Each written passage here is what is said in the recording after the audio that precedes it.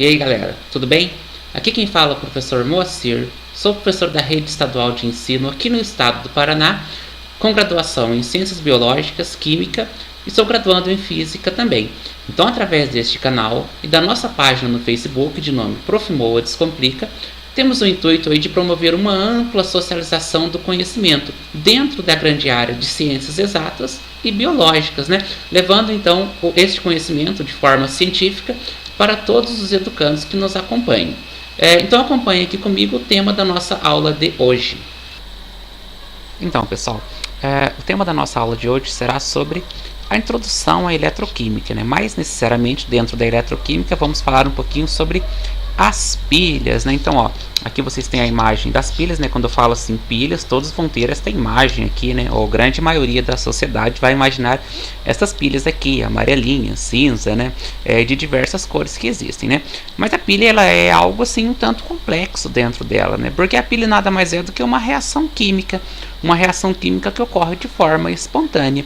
E a primeira ideia de pilha surgiu com esse cientista aqui, Daniel, Então, essas primeiras aplicações importantes da eletricidade, elas vieram, então, a partir desse aperfeiçoamento das pilhas voltaicas, originadas, então, por esse cientista de nome de John Daniel, que viveu ali e nasceu em 1836, Essas pilhas, então, elas conduzem uma corrente contínua e baseiam-se nas diferentes tendências para receber elétrons e ceder ou receber elétrons da mesma espécie, ok? Então vamos imaginar aqui, eu vou mostrar para vocês um exemplo aqui de uma reação química, que explica exatamente como foi a ideia de Daniel, o que originou ali posteriormente as pilhas modernas e aquelas que nós usamos até os dias atuais, ok? Acompanhe aqui comigo. Então veja só, pessoal, se a pilha é uma reação química, provavelmente através dessa reação nós temos então como aproveitar essa energia que acontece dentro dessa pilha, não é assim? Então veja só, como aproveitar essa energia? Então eu deixei aqui dois exemplos de semi-reações, o zinco e o cobre, o zinco 2+, e o cobre 2+. E aqui nós temos aqui uma tabela, onde nós pegamos aqui o potencial de redução de cada espécie, certo? Então basicamente este esquema aqui foi a introdução dessa pilha de Daniel, zinco e cobre, zinco 2+, e cobre 2+. Então vejam só, em relação ao cobre 2+, veja aqui que ele tem um potencial maior, 0,34, enquanto o zinco 2+, tem um potencial de menos 0,76, ok? Então, o que nós dizemos aqui, o que nós vamos falar aqui para vocês? No caso do cobre, certo? O cobre 2+, eu chamo ele de agente oxidante, Então, este cara aqui, que tem este potencial maior, eu chamo ele de agente oxidante. Este cara aqui, que tem o potencial menor, eu chamo ele de agente redutor, certo? Mas o que é esse agente oxidante e o que é este agente redutor? Então vamos pensar comigo aqui. Então, em relação ao cobre 2+, que é o agente oxidante, qual é a característica do agente oxidante? A característica do agente oxidante nada mais é do que provocar a oxidação do agente redutor, Então, agente oxidante, agente redutor. Qual é a função do agente oxidante? Provocar a oxidação do agente redutor. Então, o que ele faz? Recebe elétrons e o seu NOx diminui. Agora, qual é a função do agente redutor? Ele provoca a redução do agente oxidante. Qual é a característica? Perde elétrons e o seu NOx aumenta. Bem, mas como explicar essa obtenção de energia? Então eu volto aqui novamente e mostro para vocês as mesmas semi-reações, do agente redutor zinco 2+, e do agente oxidante cobre 2+, Lembrem-se que nesta semi-reação eu tenho um potencial de redução de menos 0,76 volts. E nesta outra segunda semi-reação, eu tenho um potencial de redução igual a 0,34 volts, Mas nós precisamos montar estas semi-reações ou essas duas semi-reações para termos uma reação global que explique definitivamente como essa energia ela é obtida, ok? Então acompanhe aqui comigo. Então veja o que acontece. Eu inverti a semi-reação do agente redutor, certo? E mantive aqui a mesma semi-reação do agente oxidante, né? Então aqui acontece algo parecido com a lei de Hess, né? Então, ó, esses dois elétrons aqui, eu posso cortar com estes dois elétrons aqui. Aí o que sobra na nossa reação? Sobra quem? Sobra o cobre 2+, certo? Mais o zinco, ok? E aqui deste lado sobra quem? O cobre e o zinco 2+. Então aqui eu tenho agora a minha reação que vai explicar aqui a obtenção desta energia, né? Bem, mas quanto de energia é observado nesta reação? Acompanhe aqui comigo. Então, pessoal, eu vou chamar essa energia que é aproveitada de diferença de potencial, né? Ou força eletromotriz, né? Então, ó, diferença potencial da pilha ou força eletromotriz dessa pilha, né? Mas como que é medida essa diferença de potencial? Nada mais é do que o potencial de redução menos o potencial de oxidação, certo? Então, ó, este E0 ou E padrão aqui, certo? Lembra lá do meu potencial de redução? Era 0,34 volts. E qual era o meu potencial de oxidação, certo? 0,76 negativo, certo? Então, este 0,34 redução menos o meu menos 0,76 volts de oxidação vai me dar aqui uma diferença de potencial de 1,10 volts, né? Então, assim, qual é a energia que foi aproveitada desta pilha? 1,10 volts, né? Que é o mesmo que observado através de um voltímetro, né? Então, quando coloca, por exemplo, o voltímetro na pilha, vamos observar aqui, ó, uma diferença de potencial de 1,50 volts, ok? Então, a partir deste esquema, nós podemos então começar a montar definitivamente uma pilha e ver como funciona essa relação de oxidação e redução, ok? Vamos lá? Próximo. Então, uma pilha, ela é composta de 2 eletrodos, né? Vou marcar aqui, ó, 2 eletrodos e um eletrólito, certo? Ó. Então, a pilha, ela é composta de 2 eletrodos e um eletrólito. Deixa eu marcar o T aqui, ó, e um eletrólito. Beleza? Esse eletrodo, ele pode ser positivo, um positivo e um eletrodo negativo, certo? Eletrodo positivo, eu vou dar o nome de cátodo, certo? E o eletrodo negativo, eu vou dar o nome de ânodo, beleza?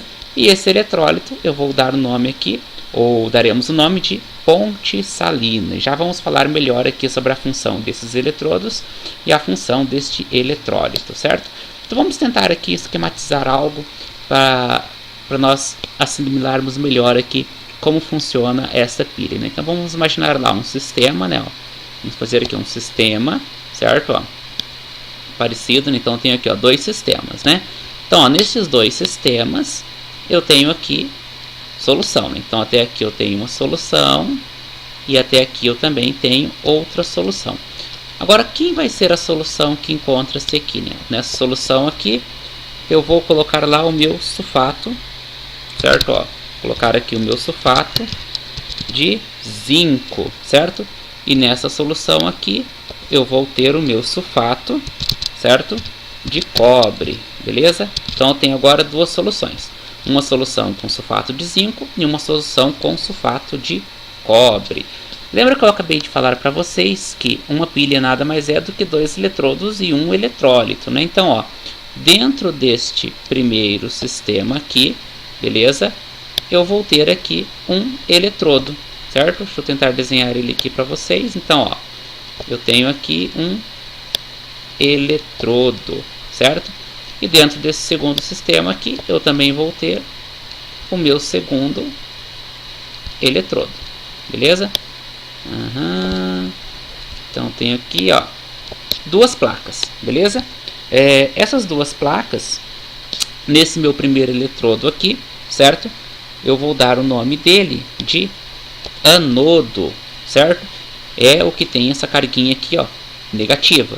E este meu segundo aqui vai ser então o meu cátodo, né? Ó. Então, ó, o menos para o anodo e o mais para o cátodo, né? Então, ó, o que é essa barrinha aqui, ó? O que é esse eletrólito aqui, ó? Esse eletrólito aqui nada mais é do que uma placa, né? Ó.